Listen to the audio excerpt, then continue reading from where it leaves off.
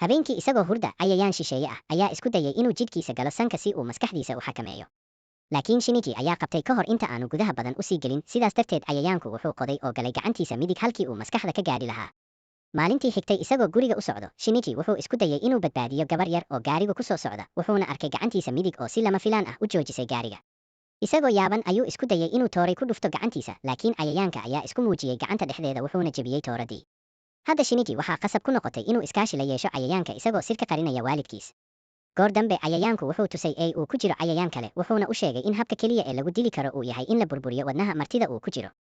Cayayaanka gacantiisa midig ayaa magaciisa u bixiyey Migi oo micnihiisu yahay midig. Isla markaas Shinichi wuxuu isku muujiyey kubadda koleyga isagoo dugsiga ka dhaliyey goolka guusha, taas oo ay ka yaabtay gabadha uu jecel yahay Satomi Murano, laakiin arday kale oo la yiraahdo Kazuki Negi ayaa ka maseeray oo isku dayay inuu dagaal la galo Shinichi banaanka dugsiga. Shinichi markii hore wuu ka baqay, balse Migi ayaa ku qasbay inuu la dagaalamo oo uu ku dhufto Kazuki feer xoogan. Goor dambe arday lagu magacaabo Yukota Hikawa ayaa u sheegtay in meelo badan oo dunida ah laga soo sheegayo dilal naxdin leh oo dadka loo jarjaray. Migi ayaa uga warramay Shinichi in cayayaanadu ay ku noolaadaan hilibka bini'aadamka. Migi ayaa dareemay jiritaanka cayayaan kale oo ku dhex jira nin la yiraahdo Master B. Markaas Shinichi wuxuu u dhaqaaqay meel cidla ah si uu dadka kale uga fogeeyo ninkan khatarta ah. Master B ayaa u soo jeediyey Migi in ay isbahaysi sameeyaan si cimrigooda loo dheereeyo, laakiin Migi wuu diiday wuxuuna go'aansaday inuu dilo Master B oo uu sii joogo Shinichi. Maalinta xigtay Shinichi wuxuu Satomi ugu qaaday macmacaan bankis ah. Iyagoo soconaya waxay arkeen 3 wiil oo dhagxaan ku tuuraya bisad yar oo lagu aasay ciida goob carruurtu ku ciyaarto. Shinichi ayaa si degdeg ah uga hortagay, taas oo ka yaabisay Satomi sababtoo ah wuxuu u muuqday qof dabeecad ahaan isbedelay. Intii lagu jiray kulan iskuul, Shinichi ayaa ka argagaxay markii uu ogaaday in macallimada cusub ee xisaabta Ryoko Tamiya ay tahay cayayaan, isla markaana og sirtiisa. Dabadeed Shinichi iyo Ryoko ayaa ku kulmay xafiiska la talinta. Ryoko waxay sheegtay in aysan xiisayn dagaal, waxayna ka codsatay inuu kulan kula yeesho maqaayad kadib iskuulka. Markii ay kulmeen, Ryoko waxay soo bandhigtay saaxiibkeed Master E waxayna shaaca ka qaaday in ay uur leedahay, taas oo caddaynaysa in cayayaanadu awoodaan inay ku tarmaan qaabka bini'aadamka. Maalinta xigtay intii fasalka lagu jiray, Master E ayaa soo galay dhismaha iskuulka isagoo weeraraya macallimiinta, taasoo keentay in ardayda la daadgureeyo. Migi ayaa soo jeediyey in loo adeegsado ardayda sidii gaashaan lagu weeraro Master E, laakiin Shinichi wuu diiday, wuxuuna u cararay dabaqa ugu sarreeya si uu uga fogeeyo ardayda. Markii ay wajahayeen Master E, Migi iyo ninkaasi waxay bilaabeen weeraro xawaare sare leh. Shinichi ayaa ka faa'iidaystay fursad uu bir miis ku dhufto Master E caloosha, taas oo dhaawac culus gaarsiisay. Master E wuxuu isku dayay inuu gaaro Ryoko, laakiin Ryoko ayaa qarxin gaas ku dishay isaga kadibna ay baxsatay. Kadib weerarkii iskuulka, Ryoko oo uur leh isla markaana aan la guursan ayaa lagu qasbay inay shaqada ka tagto. Markii ay ka baxayso dugsiga, Shinichi ayaa la kulmay. Waxay u sharaxday in nool kasta oo dunida ku nool uu leeyahay hagitaan dabiici ah, ayna cayayaanadu u dhasheen inay ku quudiyaan bini'aadamka. Dhinaca kale, Migi wuxuu bilaabay tijaabo uu isaga iyo Shinichi jidh ahaan u kala bixi karo muddo gaaban. Waalidkii Shinichi, Kazuyuki iyo Nobuko ayaa qorsheeyey safar xeebta ah. Inkastoo Shinichi ka walwalsanaa ammaankooda sababo la xiriira dilalka jarjarista dadka, haddana wuxuu si dhib ah ugu oggolaaday inay baxaan. Goor dambe markuu ka maqlo waalidkiis iyo saaxiibadiis, Shinichi wuxuu bilaabay inuu ka shakiyo inuu isbeddel maskaxeed ku socdo. Maalin ka mid ah wuxuu arkay koox dhalinyaro rabshad leh oo uu hogaaminayo Mitsuo iyagoo weeraraya Kazuki. Shinichi ayaa isku dayay inuu kala dhex galo, laakiin kooxdu waxay si xun ugu garaaceen ka hor intaanay ka tegin. Haweeney ka tirsan kooxda oo la yiraahdo Kana Himishima ayaa dareentay wax cabsi leh oo ku saabsan dabeecadda Shinichi.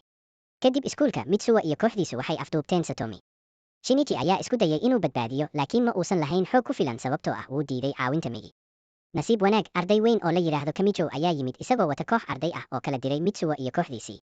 Kadib markii Satomi tagtay, Kana ayaa u timid Shinichi si ay cafis uga bixiso, laakiin markii ay gacan qaadeen, mar kale waxay dareentay wax shisheeye ah. Migi ayaa markaas fahmay in Kana ay leedahay awood ay ku dareemi karto hirarka cayayaanka. Inta uu safarkan dhacay, cayayaan kale oo raadinayay jidh haween ah oo uu ku dhex galo ayaa weeraray hooyada Shinichi, Nobuko, wuxuuna jidhkeeda ka dhigtay marti. Kadibna wuxuu dhaawacay aabihiis Kazuyuki. Shinichi wuxuu telefoon ka helay aabihiis oo ku wargeliyey khatarta, laakiin wuxuu argagaxay markii hooyadiis ay guriga soo gashay oo tooray ku daloolisay laabta. Kadib markii Nobuko baxday, Migi ayaa si degdeg ah ugu dhex milmay jidhka Shinichi si uu u xiro daloolkii wadnaha una badbaadiyo noloshiisa. Markii uu ka bogsaday dhaawacii wadnaha, Shinichi ayaa la socodsiiyey in aabihiis Kazuyuki uu ku jiro isbitaalka. Wuxuu go'aansaday inuu dilo cayayaanka qabsaday hooyadiis Nobuko si uu uga aargoosto. Isagoo jidka ku sii jira, Shinichi wuxuu la kulmay gabar ardayad ah oo ka shaqaysa hudheel ku dhow isbitaalka, magaceedana la yiraahdo Makiko Hayase. Markii uu gaaray isbitaalka, Shinichi aad buu uga carooday markii aabihiis uu diiday inuu rumaysto inuu arkay hooyadiis oo cayayaan ah. Wuxuu fahmay in aabihiis uu ka cararayo xaqiiqada naxdinta leh. Shinichi wuxuu ku nagaaday hudheelka ay ka shaqayso Makiko si uu u qorsheeyo sida uu u heli karo cayayaanka mas'uulka ka ah dhimashada hooyadiis. Migi ayaa uga warramay in tan iyo markii uu wadnihiisa xiray, dareemihiisa aysan shaqayn marka uu hurdo. Maalinta xigtay, Migi ayaa dareemay cayayaan ag dhow. Shinichi ayaa orod ugu baxay derbiga xeebta oo uu arkay qof laga yaabo inuu yahay kii dilay Nobuko. markaas ayuu kula kulmay nin la yidhaahdo Mamoru oo ah qof bini'aadam ah oo cayayaan ku milmay daankiisa kadib markii uu ku dhacay badda taas oo badbaadisay. Shinichi ayaa uga sheekeeyey sida uu markii ugu horreysay ula kulmay Migi iyo sida aabihiis isbitaalka ku galay. Goor dambe Migi wuxuu sharaxay in uu unugyo ka faafiyey jidhka Shinichi si uu u bogsiiyo wadnihiisa taasoo sababtay isbedelada jidhkiisa iyo awoodaha cusub ee uu helay. Markii Mamoru uu dareemay joogitaanka Nobuko, Shinichi ayaa u dhaqaaqay dhanka ay joogtay. Laakiin Migi ayaa hurdo galay kadib markii uu gacantiisa u bedelay qaab faas ah taas oo ka dhigtay Shinichi inuu keligiis la dagaalamo. Mamoru si xun ayuu uga dhaawacmay Nobuko kadibna Shinichi ayaa dagaal la galay hooyadiis cayayaanka ah isagoo keligii ah. Inkastoo uu dhaawacmay, Mamoru ayaa qaaday weerar lama filaan ah oo ku dilay Nobuko. Kadib markii uu macsalaameeyey Makiko, Shinichi ayaa dib ugu soo laabtay iskuulka. Ryoko oo uurkeedu sii weynaaday ayaa cayayaan kale oo jidh bini'aadam qabsaday u dirtay iskuulka si uu u noqdo arday ka been abuur ah oo indhaha ku haya Shinichi. Dhinaca kale, Mitsuo ayaa ka shakiyey in Kana ay jeceshahay Shinichi wuxuuna isku dayay inuu dagaal la galo. Laakiin Shinichi oo hadda leh xoog cusub ayaa si fudud isaga difaacay. Satomi waxay ku aragtay Shinichi isbedel weyn tan iyo markii uu dib ugu soo laabtay iskuulka, gaar ahaan markii uu ay dhintay ku tuuray qashinka. Si kastaba, markuu arkay inuu bilaabay inuu sida Migi u fikiro, wuxuu bedelay go'aankiisa oo eega si sharaf leh ugu aasay. Maalin kale, Shinichi wuxuu iskuulka ku arkay wiil cusub oo lagu magacaabo Hideo Shimada kaas oo ah cayayaanka ay dirtay Ryoko oo isu ekaysiiyey arday cusub. Si lama filaan ah, Migi ma dareemin Hideo inuu khatar yahay. Markaas Kana waxay dareentay hirar u malaysay inay ka imanayaan Shinichi, balse dhab ahaantii waxay ka imanayeen Hideo. Markii Shinichi yimid, wuxuu uga digay Hideo inuusan saaxiibadiisa u dhowaanin, inkastoo uu aqbalay in Kana ay leedahay awood ay ku dareento noocyo gaar ah oo dad ah. Dhanka kale, madaxa booliiska Takizawa ayaa wareystay aabaha Shinichi, Kazuyuki, si uu uga helo faahfaahin ku saabsan cayayaankii weeraray hooyadiis. Kazuyuki wuxuu aqoonsaday muuqaalkeeda cayayaanka ah markii loo soo bandhigay sawir uu sameeyey ninka sawirka dad dambiilayaal ah ku takhasusay, Harukita Ikawa oo ah walaalka weyn ee Yuko. Yuko waxay ka shakiday Hideo kadibna waxay indhayn ku aragtay isagoo kubad baseball ah ku dhacay balse aan waxyeello soo gaarin. Markii Shinichi isku dayay inuu xiriirkiisa hagaajiyo Satomi, Migi ayaa u sheegay in Hideo uu diyaar u yahay inuu la dagaalamo Mitsuo iyo kooxdiisa. Shinichi wuxuu uga digay kooxda inaysan Hideo taabanin. Si kastaba, Yuko waxay raacday Hideo waxayna aragtay awooddiisa uu wejiga ku bedeli karo. Waxay warkaas la wadaagtay walaalkeed Haruki. Maalinta xigtay, Yuko waxay ku wajahay Hideo fasalka farshaxanka iyadoo agdhigatay dhalo dareere kiimiko ah oo lagu magacaabo paint thinner si ay isugu difaacdo. Markuu weeraray, waxay ku shubtay wejigiisa kiimikada kadibna daaqadda ayay ka booday. Kiimikadu waxay ka xanaajisay Hideo oo bilowday weerar waali ah oo arday iyo macallimiin badan lagu dilay. Markii weerarkii waalida ahaa ee Hideo uu bilowday, iskuulka si degdeg ah ayaa loo daadguriyey. Shinichi ayaa dib ugu soo galay dhismaha si uu u hubiyo in Satomi ay badbaado. Wuxuu ku arkay iyada oo weli nool, wuxuuna ka saaray iskuulka si ay uga baxsato khatarta. Migi ayaa dareemay in Hideo uu ku jiro saqafka dhismaha, sidaas darteed Shinichi wuxuu u baxay saqafka dhisme kale oo ku dhow oo qiyaastii 300 oo mitir u jira. Halkaas ayuu Migi ka caawiyey inuu dhagax xooggan ugu tuuro Hideo, dhagaxaas oo dhexda ka jaray oo dilay. Kadib weerarkaas, waxaa la soo sheegay in 17 qof ay dhinteen oo ay ku jiraan arday, macallimiin iyo booliis, kuwaas oo uu dilay Hideo. Shir dowladeed oo heer sare ah ayaa lagu go'aamiyey in jiritaanka cayayaanada lagu hayo qarsoodi.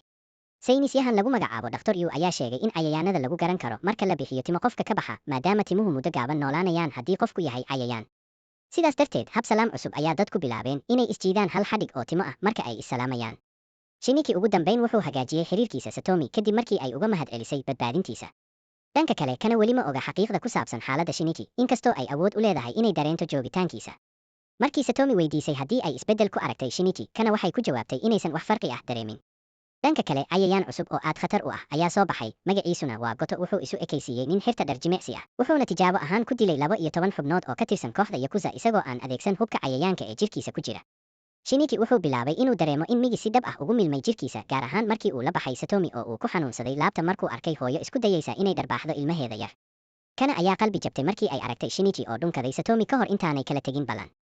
Goor dambe, Migi ayaa dareemay in 8 cayayaan ay joogaan ololaha siyaasadeed ee nin lagu magacaabo Takeshi Hirokawa kaas oo isu soo taagay duqa magaalada isagoo ku doodayo ilaalinta deegaanka. Inkastoo Hirokawa uu dareemay joogitaanka Shinichi, Migi ma fahmin sababtiisa dhabta ah ee siyaasadda. Shinichi iyo Migi waxay ka wada hadleen sababta uu Hirokawa u doonayo xilka duqa magaalada, waxayna soo jeediyeen in uu rabo inuu abuuro meel nabdoon oo cayayaanadu ku noolaadaan. Markii Shinichi uu arkay Kana, wuxuu ka walaacay in awooddeeda ay ku dareento cayayaanada ay khatar gelin karto nolosheeda. Wuxuu qorsheeyey inuu kula kulmo dhismo cidlo ah, isagoo markaas Migi hurdo ku jira si uu ugu sharaxo runta cayayaanada iyo Migi. Laakiin Kana waxay u qaadatay kaftan, waxaana uu u ballan qaaday inuu maalin uun tusayo Migi. Goor dambe, Migi ayaa sharxay in Kana ay soo daysay hirar daciif ah oo ay dareemi karaan cayayaanada kale, taasoo ka dhigaysa bartilmaameed khatar ah. Shinichi wuxuu ku qanciyey Migi inuu muujiyo qaabkiisa dhabta ah marka uu la kulmo Kana, laakiin kulankii waa uu baajiyey markii uu dareemay cayayaano kale oo agdhow. Kana waxay qiyaastay in Shinichi mar kale dhismihii iman doono, sidaas darteed waxay raacday dareenkeeda, laakiin waxay halkaas kula kulantay cayayaan kale oo weeraray. Markii uu Shinichi yimid, wuxuu arkay Kana oo horay loo dhaawacay. Wuxuu cayayaanka qalbiga ka jaray isagoo caro la isku qabsaday, balse Kana waxay ku dhimatay gacmihiisa. aaska kana wuxuu ku muuqday mid degan oo aan ilmayn, taas oo dadka ka dhigtay inay su'aal ka keenaan bini'aadamnimadiisa. Kadib dhimashadii kana, Hirokawa oo hadda ah duqa magaalada iyo kooxdiisa cayayaanka ayaa ku yeeshay kulan gaar ah. Ryoko Tamura, horey loogu yaqaanay Ryoko Tamiya, ayaa sheegtay in dhacdadii ay sababtay cayayaan keligii shaqaynayay, waxayna soo jeedisay in Shinichi uu arrinta ku lug leeyahay. Ryoko waxay shaqaalaysiisay nin baare ah oo la yiraahdo Shiro Kuramori si uu ula socdo dhaqdhaqaaqa Shinichi. Waxay sidoo kale abaabushay koox tuugo ah oo isku dayda inay Shinichi ku qasbaan inuu muujiyo gacantiisa midig, laakiin qorshahaas wuu fashilmay.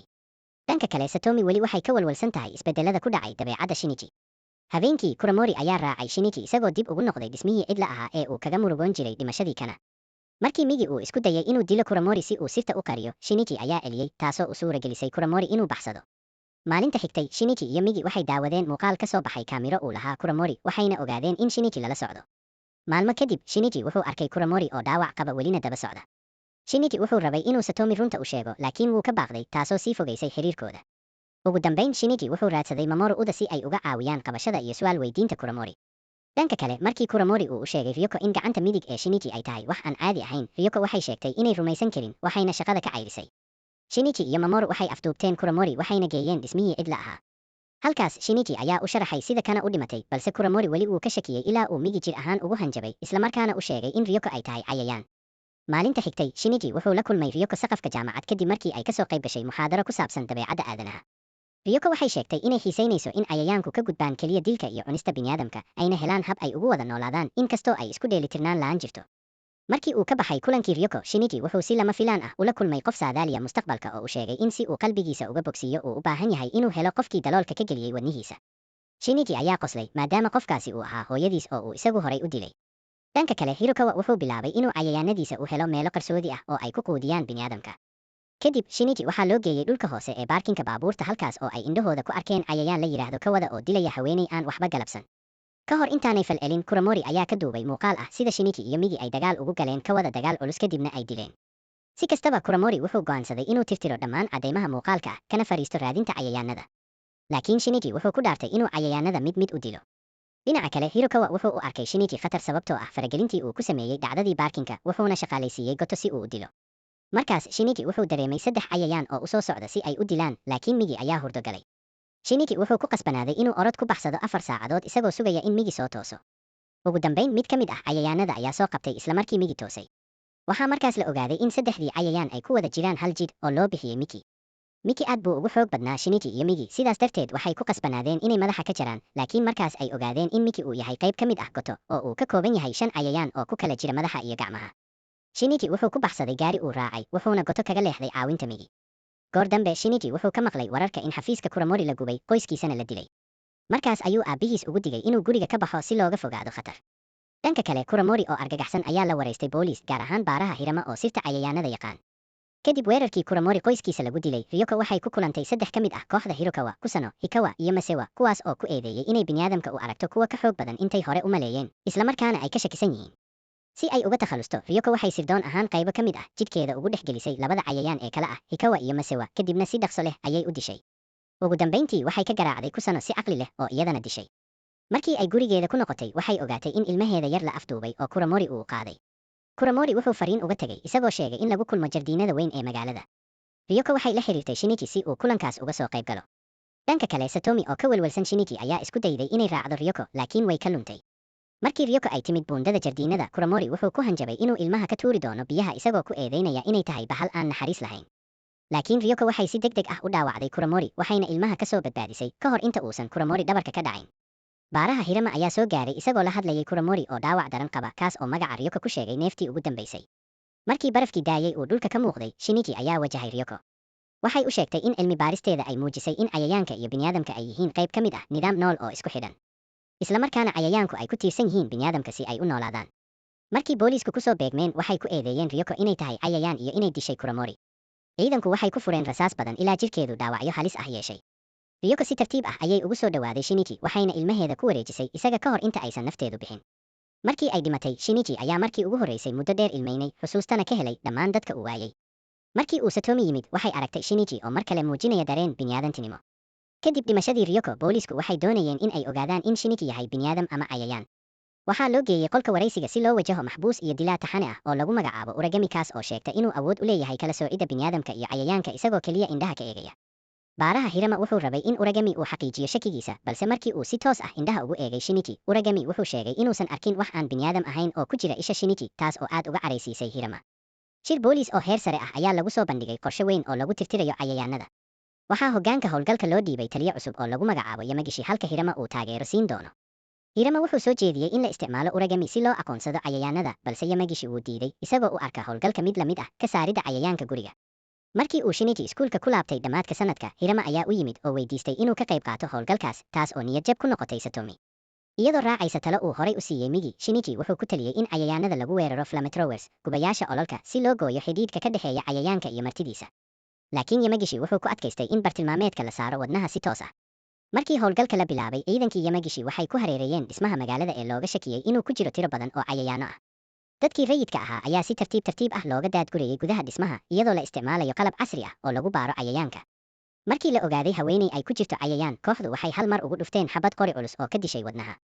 Laakiin tani waxay ku wargelisay Hirokawa iyo cayayaanada kale inay heleen dabin. Dagaal foolka fool ah ayaa ka dhacay gudaha, waxaana inta badan ciidankii Yamagishi lagu dilay gudaha dhismaha, taas oo siisay fursad Hirokawa iyo kooxdiisa inay baxsadaan. Koox ka tirsan ciidamada Yamagishi ayaa ku dhacay gacanta Goto, kaas oo adeegsanayay awooddiisa gaarka ah si uu u nuugo rasaasta ka hor inta uusan ku celin askarta, taas oo sababtay in dhammaantood la dilo.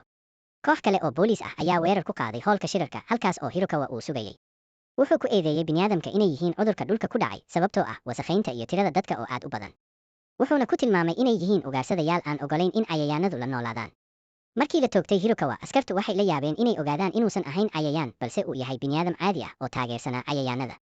Dabadeed Goto ayaa soo galay hoolka, wuxuuna si fudud u tirtiray dhammaan ciidankii gudaha ku sugnaa. Kooxdii ugu dambeysay ee ciidanka Yamagishi waxay isku dayeen inay Goto ku qabtaan saqafka dhismaha, laakiin waxay ku dhammaadeen in dhammaantood la dilo, Yamagishi oo ugu dambeeyeyna halkaas lagu dilay. Kadib dagaalka, Goto ayaa ku arkay Shinichi wadooyinka magaalada, wuxuuna ugu hanjabay inuu dili doono ka hor inta uusan ka tegin, isagoo muuqda mid daalan.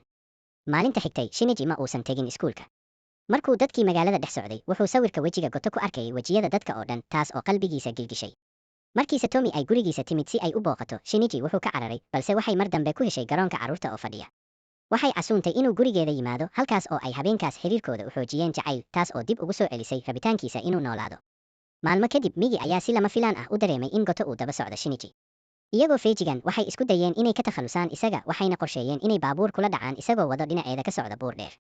Nasiib darro, Goto wuu ka badbaaday shilkaas. Markaas waxay ku hageen dhanka keynta si ay ugu diyaariyaan weerar lama filaan ah. Migi wuxuu ka go'ay jirka Shinichi si uu uga soo weeraro dhinac kale, laakiin qorshaha wuu fashilmay. Migi wuxuu naftiisa u huray si uu u suurtageliyo in Shinichi uu baxsado, taas oo qalbiga Shinichi ka dhigtay mid go'ay oo murugo buuxdo. Inta uu baxsad ku jiray, Shinichi waxaa guri yar ku soo dhoweeyey haweeney da' ah oo la yiraahdo Mitsuyo, taas oo u ogolaatay inuu halkaas ku nasto dhowr maalmood. Intii uu joogay, wuxuu dareemay in qayb ka mid ah Migi ay weli ku jirto jidhkiisa. Markii dadka deegaanka ay ka sheegeen in qof si xun loo jarjaray, Shinichi wuxuu isla markiiba fahmay in Goto uu mas'uul ka yahay. Wuxuu Mitsuyo uga warramay khatarta Goto, balse iyadu waxay ku tiri inuusan noloshiisa qashin ku tuurin.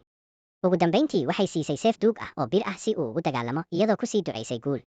Habeenkii, Shinichi wuxuu galay keynta si uu ula dagaalamo Goto.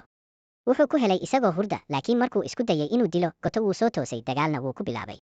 Markii hore, Shinichi wuu ka liitay oo si xun ayaa loo dhaawacay, laakiin ugu dambeyntii wuxuu bir tuubo ah oo lagu shubay sun ka qoday qashin qub khatar ah ku dhuftay jirka Goto. Suntaas ayaa sababtay in cayayaanada kale ee ku jiray jirka Goto ay ka hor yimaadaan isaga si ay u badbaadaan, taas oo siisay Migi, oo hadda isku soo ururiyey dhammaan qaybihiisii, fursad uu ku burburiyo jirka Goto. Markii uu arkay in Goto uu isku dayayo inuu dib isu soo celiyo, Shinichi wuxuu ku jiray go'aan adag inuu sii daayo ama dilo. Ugu dambeyntii, wuxuu doortay inuu dilo si uu bini'aadamka u badbaadiyo. Sanad kadib, dagaalkii weyn ee ka dhacay hoolka magaalada iyo dilkii Goto, dilalkii jarjarista dadka way istaageen, mana jirin wax cayayaan ah oo la arkay. Habeen riyo ku timid, Shinichi ayaa ka murugooday markii Migi uu macsalaameeyey, isagoo sheegay inuu geli doono hurdo dheer. Markuu soo toosay, wuxuu arkay gacantiisii midig oo dib u soo noqotay sidii caadiga ahayd. Maalin ka mid ah, isagoo ballan jacayl la leh Satomi, Shinichi wuxuu ka fikiray sida ay bini'aadamku ugu faanaan inay dhulka jecel yihiin, haddana aysan isjeclayn iyaga oo is-aadanaha ah. Laakiin nasiib darro, Uragami oo baxsad ah ayaa soo muuqday, wuxuuna afduubtay Satomi isagoo la aaday saqafka dhisme dheer. Markii Shinichi soo gaaray, Uragami wuxuu ku sheegay in bini'aadamku ay ka buuxaan bahalo, isaga oo ku eedeynaya Shinichi inuu yahay meel dhexe oo u dhexaysa bini'aadam iyo cayayaan. Satomi waxay markaas tiri hadda ay fahantay qofka dhabta ah ee Shinichi yahay. Laakiin Uragami ayaa ku tuuray Satomi dhanka bannaan ee saqafka. Xilligaas halista ah, Migi ayaa si lama filaan ah ugu soo muuqday maskaxda Shinichi, isagoo ku leh hadda waa adiga waqtigii aad wax qaban lahayd. Markii uu dib ugu soo laabtay miyirkiisa, Shinichi wuxuu arkay gacantiisa midig oo si adag u haysa gacanta bidix ee Satomi. Wuxuu xoog ku jiiday ilaa uu badbaadiyey. Sheekadu waxay ku dhammaatay iyadoo labadooduba ay si nabad ah dhulka u fadhiyaan, jacaylkooduna uu weli nool yahay.